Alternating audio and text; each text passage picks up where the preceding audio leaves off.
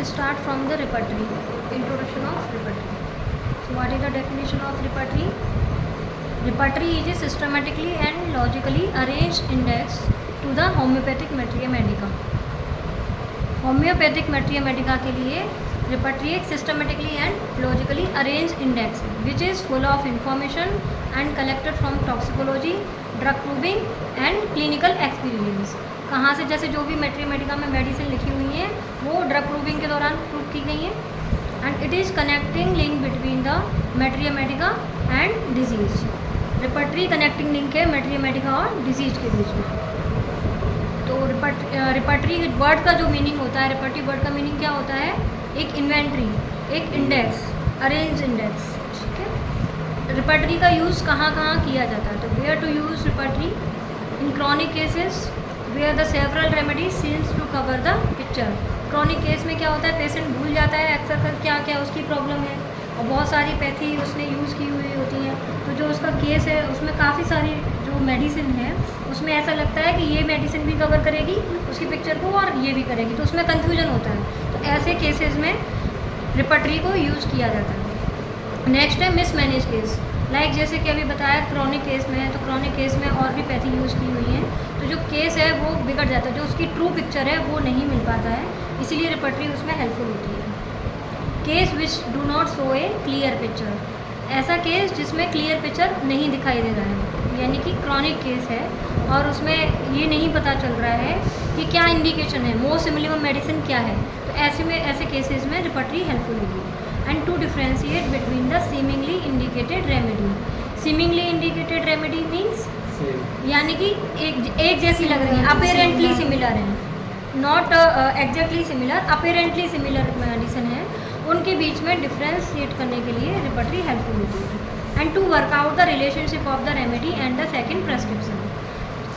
Remedies के बीच में क्या क्या रिलेशनशिप है, सेकेंड प्रेस्क्रिप्शन में उसको क्या प्रेस्क्राइब करना चाहिए, कैंट के 12 ऑब्जर्वेशन के अकॉर्डिंग, तो सेकेंड प्रेस्क्रिप्शन के लिए भी और रिलेशनशिप ऑफ द रेमेडीज़ के पढ़ने के लिए भी, उसकी नॉलेज गेन करने के लिए, उस पर वर्कआउट करने के लिए भी रिपर्टरी हेल्पफुल है. रिपर्टरी का यूज़ कहाँ नहीं होता है या कहाँ नहीं करना चाहिए? Where not to use repertory in those cases where there are clear indication of the simillimum. जहाँ पर सिमिलिमम का क्लियर इंडिकेशन है, या फिर जो एक्यूट केस कहते हैं. एक्यूट केस जैसे फॉर एन एग्जाम्पल लाइक जैसे इंजरी हो गई, ब्लंट इंस्ट्रूमेंट से हुई, तो आपको पता है कि यहाँ पर है ना नीला पड़ गया है, तो कौन सी आपको देनी चाहिए? अर्निका देनी चाहिए. अब आपको मान लो जैसे कोराइजा हो रहा है, आपका है ना रनिंग नोज है, तो कौन सी मेडिसिन देनी चाहिए? तो ये एक्यूट केस है, तो एक्यूट केस में क्लियर इंडिकेशन ऑफ सिमिलिमम मिलता है. रिपर्टराइजेशन. The process of repertorization is essentially a logical elimination of apparently similar medicine. Apparently similar medicine यानी कि जो एक जैसी लग रही है, seemingly indicated जो मेडिसिन होती हैं उनको हम लॉजिकली एलिमिनेट करें. जो प्रोसेस बताया था कि वो किस तरीके से एलिमिनेट, तो इसमें 1 by 1 एलिमिनेट करते जाएंगे. जो मोस्ट सिमिलिमम मेडिसिन होगी, जो सिमिलर मेडिसिन है, मोस्ट इम्पोर्टेंट है, वो ऊपर आएगा, फिर देन उसके बाद वेरी लेस देन, इस तरीके से एक क्रॉनिकल ऑर्डर में हम उसको अरेंज करते हैं. The process of repertorisation is essentially a logic elimination of apparently similar medicine. It start with a broad choice and gradually narrow down the field. कहाँ से? ब्रॉड चॉइस से स्टार्ट होती है and gradually narrow down the field which provide us an adequate and small group of similar medicine, जो कि एक आपको small group of medicine provide करती है, जिससे कि आप एक सिमिलिमम का फाइनल सिलेक्शन कर सकें. फाइनल सिलेक्शन रिपर्टरी नहीं करती है, फाइनल सिलेक्शन आप लोगों को करना है अपने क्लिनिकली एक्सपीरियंस से, अपनी नॉलेज बेस्ड जो भी आपको एक्सपीरियंस है उसके अकॉर्डिंग करेंगे, लेकिन ये फाइनल सिलेक्शन ऑफ सिमिलिमम में आपकी हेल्प करेगी. Is made easier with the help of further reference to the materia medica if required. मे भी कुछ केस में ऐसा होता है कि आपको materia medica में फर्दर रेफरेंस के लिए ज़रूरत पड़े materia medica की, जैसे कि लाइक क्लिनिकल रिपर्टरी जो होती हैं, बोरिक रिपर्टरी है, तो आप केस के अकॉर्डिंग आप उसको किसी भी रिपर्टरी से रेफरेंस भी कर सकते हो या materia medica से आप रेफरेंस भी कर सकते हो, उसकी हेल्प ले सकते हो अगर ज़रूरत है केस में. तो ठीक, materia medica and repertory are complementary to each other. materia medica and repertory दोनों ही एक दूसरे के कॉम्प्लीमेंट्री हैं. Next need for a repertory.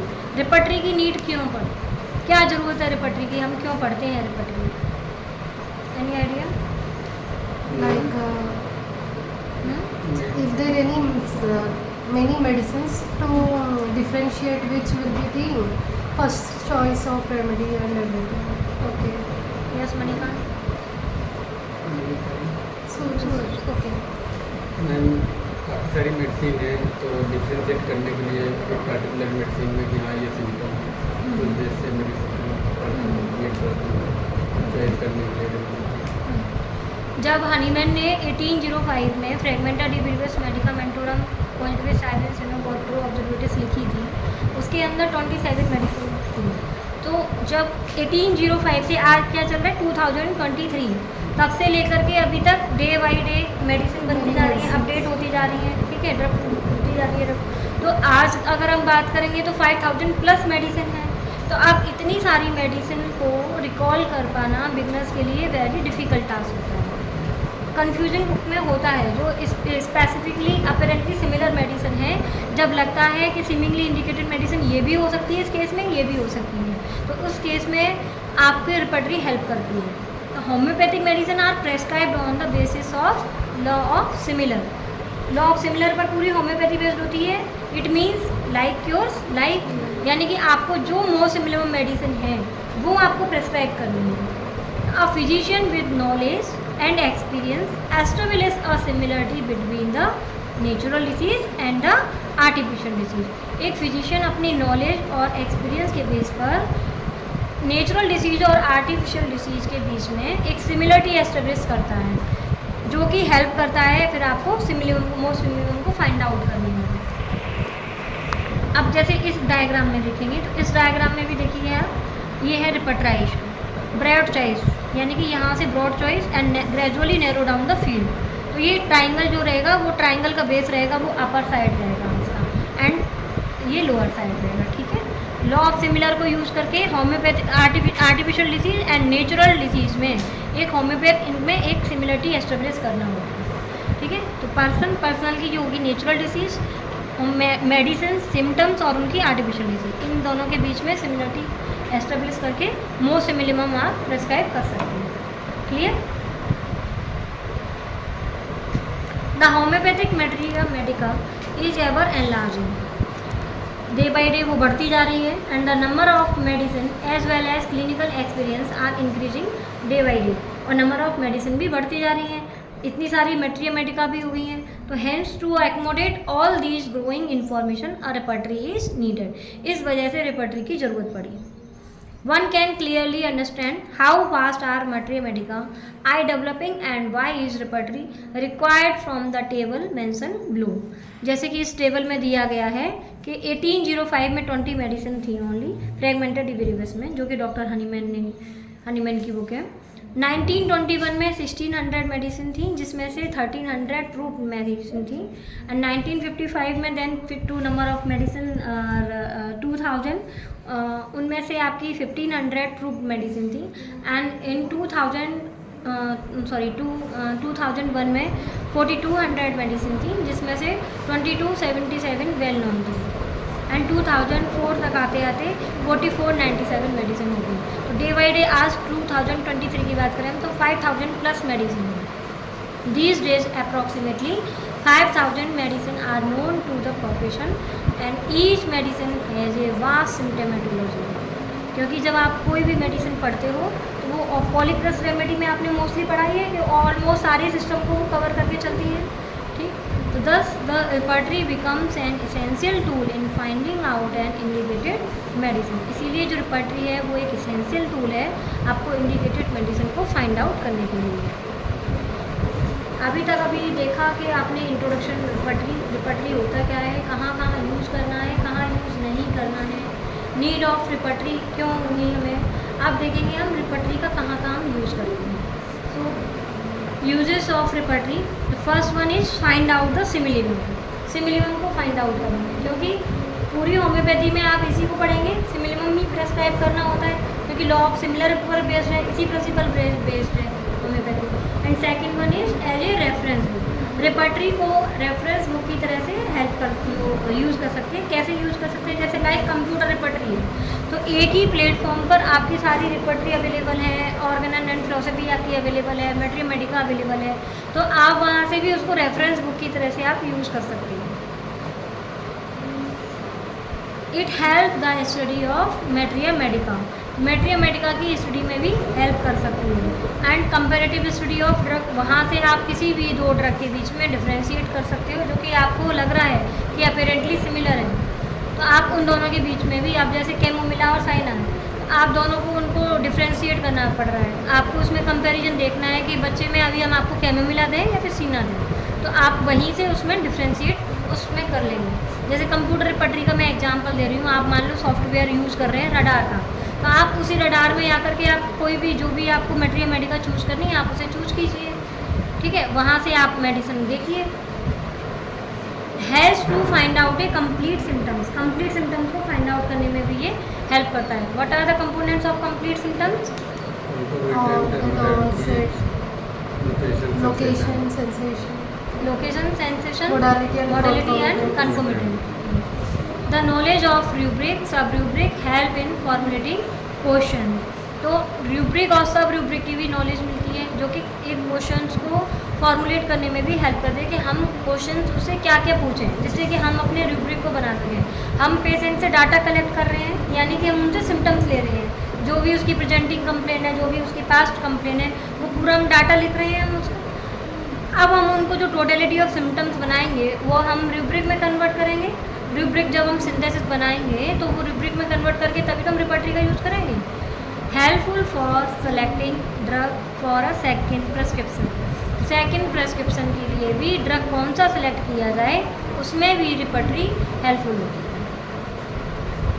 Help us to select the right rubric among a similar rubric, जो सिमिलर रूब्रिक हैं उनमें से भी कौन सा राइट रूब्रिक सेलेक्ट किया जाए उसमें भी रेपर्टरी हेल्पफुल करती है। अब जैसे फॉरगेटफुलनेस और एब्सेंट माइंडेड देखा जाए तो एक जैसे हैं, दोनों में कोई ज़्यादा ऐसा डिफरेंस नहीं है, बट अगर है माइन्यूट सा डिफरेंस होता है, एक होता है डर लगना, एक होता है बहुत ज़्यादा डर लगना, तो दोनों में थोड़ा थोड़ा सा डर है, मतलब बहुत से ऐसे होते हैं जो कि सिमिलर वर्ड्स होते हैं, सिनोनिम्स होते हैं, लेकिन कहीं ना कहीं कौन से सूटेबल वर्ड्स कौन से केस में यूज़ करना चाहिए तो वो हम इसमें से ये हेल्पफुल होती है।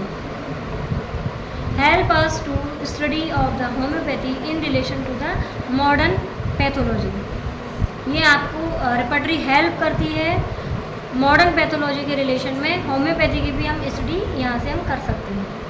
It helps in the speedy retrieval of the known facts, इसका क्या मतलब हुआ नोन फैक्ट्स को स्पीडी रिट्रैवल करने में, क्योंकि आप सिंगल एक प्लेटफॉर्म पर आप कुछ ही फ्यू मिनट्स में आप उसकी पूरी नॉलेज ले सकते हो, आप स्पीडी रिट्रैवल कर सकते हो। लाइक जैसे आपको है ना लग रहा है कि शायद ये मेडिसिन इसमें सिम्टम्स ये वाला पड़ा था, कभी कभी उस मेडिसिन का नाम याद नहीं आता बट सिम्टम्स याद होता है। तो आप उसमें क्या करोगे, जैसे आप रडार यूज़ कर रहे हो तो आपने अगर सिम्टम्स डाला तो वो उसकी मेडिसिन को खुद ही बता दिया, तो क्या हुआ with in a few minutes आप या फ्यू सेकंड्स आपको उसका पता चल गया कि इसकी मेडिसिन कौन सी है। अदरवाइज़ आप क्या करते, बुक को पलटते, आपको नंबर याद ही नहीं है मेडिसिन, तो आप कैसे उसको फाइंड आउट कर दोगे। लेकिन उसमें क्या करोगे, जैसे आप रेपर्टरी का यूज़ कर रहे हो तो अगर आपको सिम्टम्स याद है या रूब्रिक याद है तो आप इजीली आप है ना उसको मेडिसिन को वहाँ से मैच कर सकते हो जो भी है। Synthesis of new rubric, new rubric की सिंथेसिस में कैसे, अगर कोई भी न्यू रूब्रिक है तो उसकी कैसे हमें वो उसकी टोटलिटी कैसी थी, कैसे हमें उसका सिंथेसिस है, तो वो भी हम रेपर्टरी इसमें भी हेल्पफुल होती है। Help us to find out the complete symptoms, ये रिपीट हो गया है, I explain earlier. It refreshes knowledge of mathematica, mathematica की नॉलेज को रिफ्रेश करता है। So let's come to the limitation of the repertory. It is a means to an end, never an end in itself. Repertory gives finally a small group of medicine with different grades, but seldom suggest a final choice. इसका क्या मतलब हुआ, जब भी repertory आपको देती है तो वो आपको फाइनल चॉइस नहीं देती है। बहुत ही कम केसेस ऐसे होते हैं जिसमें वो फाइनल चॉइस फर्स्ट ग्रेड की रेमेडी, ज़रूरी नहीं है कि वही आपका प्रेस्क्रिप्शन बने। It is not necessary. Grading हर एक रिपर्टरी की अलग अलग ग्रेडिंग होती है, टाइपोग्राफी डिफरेंट होती है, क्योंकि सबका philosophical background, plan and construction सबका डिफरेंट होता है। तो आप जो भी मेडिसिन वो रिपर्टरी प्रोवाइड करेगी वो विद ग्रेड आपको प्रोवाइड करेगी, यानी small group of medicine provide करेगी, but it depends on you, your experience and your knowledge कि आपको उसमें से फाइंड आउट कौन सी करनी है most similar remedy. It is the duty of physician to go back to the final court of appeal the materia medica and establish a corresponding. वापस आप जा करके अगर आपको रेफरेंस की ज़रूरत है तो आप मैट्रिया मेडिका से रेफरेंस ले सकते हैं, अदरवाइज आप उसको मोस्ट मिनिमम अपनी नॉलेज और एक्सपीरियंस के बेस पर भी आप प्रोवाइड कर सकते हैं। Different repertories by different authors are based on their philosophy and follow their own plan and construction. Different repertory different authors ने लिखी हैं और उनका सभी का फिलोसफिकल बैकग्राउंड, उनका plan and construction, they are very different. As बोगस pointed, every repertory is useful, unfortunately not one is completed.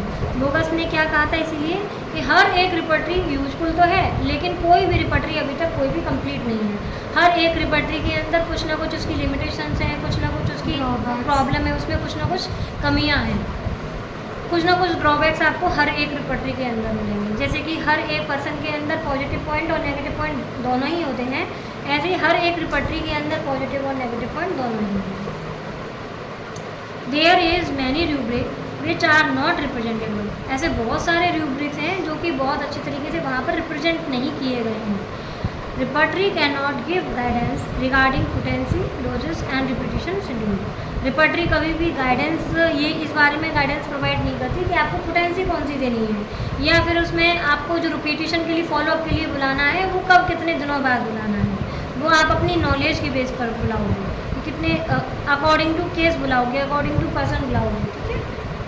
Nosode are not represent properly in any repertory. Nosode भी वहाँ पर अच्छी तरीके से रिप्रेजेंट नहीं किए गए हैं। Methods and technique of repertorisation. कौन कौन से मेथड्स होते हैं रिपर्टराइजेशन के एंड कौन कौन सी टेक्निक्स होती हैं। तो मेथड्स अगर हम देखेंगे तो बेसिकली 4 मेथड्स होते हैं रिपर्टराइजेशन के।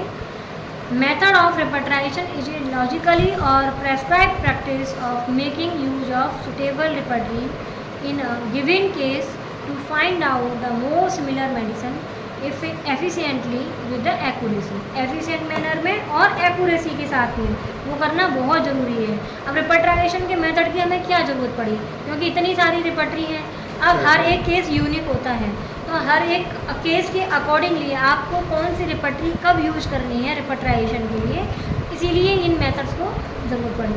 बेसिक देखा जाए तो 4 मेथड्स होते हैं। First one is Boenninghausen method and second Kent's method and third बोगस method and last one is clinical method. First one में देखेंगे बोनी-हुसैन मेथड में, बोनी-हुसैन फादर ऑफ रिपर्टरी हैं, फादर ऑफ रिपर्टरी के रूप में जाने जाते हैं।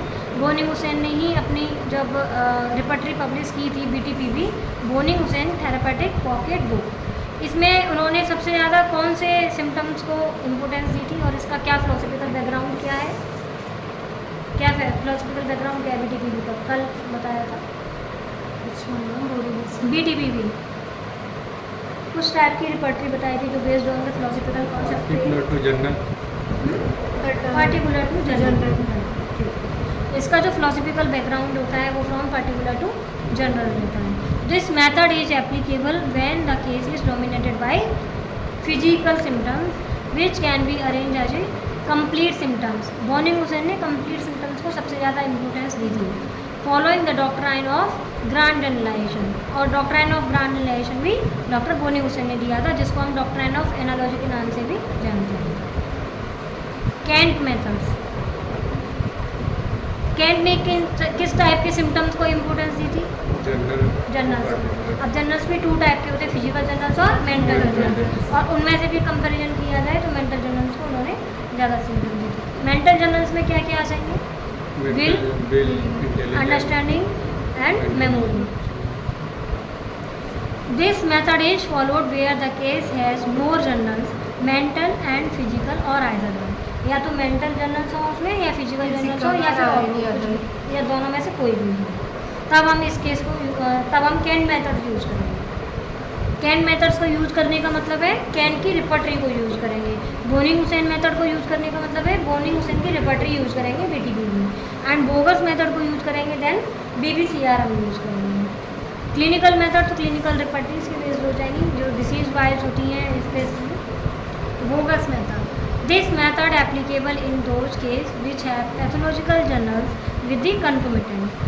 Bogus is follower of the doctor Boenninghausen, but उन्होंने क्या किया था, जैसे बोनिंग हुसैन ने कंप्लीट सिम्टम दिया था, तो इन्होंने जो पैथोलॉजिकल जर्नल्स थे पैथोलॉजिकल जर्नल्स को सबसे ज़्यादा इंपॉर्टेंस दी थी, कंकोमिटेंट को भी दी थी। कंकोमिटेंट के साथ में अगर पैथोलॉजिकल जर्नल्स हो तो ऐसे सिम्टम्स को इन्होंने सबसे ज़्यादा इम्पोर्टेंस दी थी। और अगर ऐसे केसेस में जैसे कि जिसमें कि आपको पैथोलॉजिकल जर्नल्स मिल रहे हैं तो उसमें आप BBCR का यूज़ करेंगे। Clinical method this method is followed in those cases where can present with more common symptoms of disease और डिसीजेस। यानी कि ये मेथड आप क्लिनिकल रिपर्टरी आप जब यूज़ करेंगे जब उसके अंदर डिसीज से रिलेटेड सिम्टम्स हों या डिसीज़ की ही कोई रूब्रिक या मेडिकल टर्मिनोलॉजी यूज़ की गई हो, तो ऐसे केसेस में आप क्लिनिकल रिपर्टरी यूज़ करेंगे, यानी कि clinic method of repertorisation use करेंगे। यहाँ तक क्लियर है? Techniques of repertorisation means various way of working out a case with help of repertory. 2 types की इसमें टेक्निक्स होती हैं। First one is old method. Old method में क्या रहता है, यूजिंग प्लेन पेपर सीट। एक प्लेन पेपर सीट को ही हम यूज़ करके उसमें पूरा जो भी केस हिस्ट्री होती थी, पेशेंट का जो भी डाटा हम लिखते हैं तो वो एक प्लेन पेपर पे लिख देते हैं। ये एक ओल्ड मेथड हो गया। लेकिन हम जब बात करें सेकंड मेथड की तो वो है मॉडर्न मेथड। और मॉडर्न मेथड के अंदर 4 टाइप की कैटेगरी हैं। First one is using the repertorial sheet, जो कि मैंने आपको दिखाई थी। तो रिपर्टोरियल शीट जिसके अंदर पूरा आपको 8 अल्फ़ाबेटिकली अरेंज रहती है मेडिसिन, और ग्रेडिंग उसमें आपको है ना मेंशन करनी होती है जो भी रूब्रिक है उनके सामने, फिर उनका टोटलिंग मार्क्स करनी होती है। तो like this way. And second one is using card. Using card मतलब कार्ड रिपर्टरी का यूज़ करके आप इसको यूज़ कर सकते हैं। Third is referral way. Referral way जैसे मैंने आपको बताया था कि आप मेट्रिक किसी भी टाइप की रिपर्टरी को या किसी भी टाइप की मेट्री मेडिका को एक रेफरेंस वे से आप यूज़ कर सकते हैं। ये आप इसकी technique. And last one is using the computer repertory का यूज़ करके मैकेनिकली एडेड रिपर्टरी जो होती हैं लाइक कगारा है, रडार है, ऑर्गेनन 96 है, होमपैथ है, तो इन जो रिपर्टरी का यूज़ करके यानी कंप्यूटर को यूज़ करके आप जब भी रिपर्टरी यूज़ कर रहे हैं तो ये हो गई टेक्निक्स। तो ये सब आती है modern techniques. Next, modern of repertorisation. Process of repertorisation. Process of repertorisation में क्या देखेंगे? Process of repertorisation is a sequence of interdependent and linked procedure followed to get a stimulum or group of similar medicine in given cases with help of the repertory। Process of repertorisation अगर देखा जाए तो इसके अंदर 8 step रहती हैं जो कि एक दूसरे जो सभी स्टेप होते हैं वो एक दूसरे के इंटरडिपेंडेंट रहते हैं। लाइक आप सबसे पहले क्या करेंगे? केस ट्रेकिंग करेंगे, ठीक है, फिर उसका रिकॉर्डिंग एंड इंटरप्रिटेशन करेंगे, क्लासिफिकेशन एंड इवैल्यूएशन करेंगे, फिर डिफाइनिंग द प्रॉब्लम करेंगे। तो ये सारे स्टेप जितने भी हैं वो एक दूसरे के डिपेंडेंट हैं। यानी कि जब आप फर्स्ट वन कंप्लीट करोगे तभी आप सेकंड कर सकते हो, सेकंड करोगे तभी आप थर्ड कर सकते हो। ऐसा नहीं कि आप फर्स्ट स्टेप से 8 स्टेप पे जंप कर लो तो डायरेक्टली आप प्रेस्क्राइब कर दो, ऐसा नहीं कर सकते। जब आप पेशेंट की पूरी केस टेकिंग कर लेंगे और सिस्टमेटिकली आप पूरा चलेंगे तभी ही आप उसे प्रेस्क्राइब करेंगे। And link procedure follow to get a similimum, तभी आप लास्ट में आप उसको सिमिलम को फाइंड आउट कर सकते हैं। और a group of similar medicine in a given case with the help of the repertory की हेल्प से आप उसको मोस्ट मिनिमम प्रोवाइड कर सकते हैं। Basically 2 process are involve. इसमें बेसिकली 2 प्रोसेस इन्वॉल्व होती है। तो first one is total addition process and second one is eliminating process. Total addition process क्या होती है? कल एक्सप्लेन किया। I'm like collecting that all the symptoms of that and then adding like which one will be the first and third one. Okay, yes. And eliminating? I mean whatever symptoms which we need we have to be placed in first position, then after that whatever we don't like any other symptoms like yes most important symptoms on the top and then eliminating that remaining normal remaining symptoms symptoms या like, right that. Very good this is the eliminating process, जो कि most important symptoms, जो कि आपने evaluation of symptoms कर रहे हो, जब भी आपने डाटा कलेक्ट कर लिया, पूरे डाटा कलेक्ट करने के बाद इवैल्यूएशन ऑफ सिम्टम्स करोगे तो जो मोस्ट इंपॉर्टेंट सिम्टम्स आपने टॉप पर लिख लिए, बाकी आपने जो भी ऐसे इंपॉर्टेंट है आप उनको रिमूव करते जाएंगे, एलिमिनेट करते जाएंगे। फिर उससे भी जो कम इंपॉर्टेंट होंगे आप एक हायरार्की में, एक ऑर्डर में आप उसको अरेंज करते जाएंगे, और जो आपको लग रहे हैं कि जो नीडेड नहीं है तो आप उनको एलिमिनेट करते जाएंगे। आपने एक टोटलिटी ऑफ सिम्टम्स बनानी, इरेक्टिंग की टोटलिटी, सिंथेसिस हो गया। देन आपको चूज़ करना है अकॉर्डिंग टू केसेस और अकॉर्डिंग टू सिम्टम्स कि आपको कौन सी रिपर्टरी का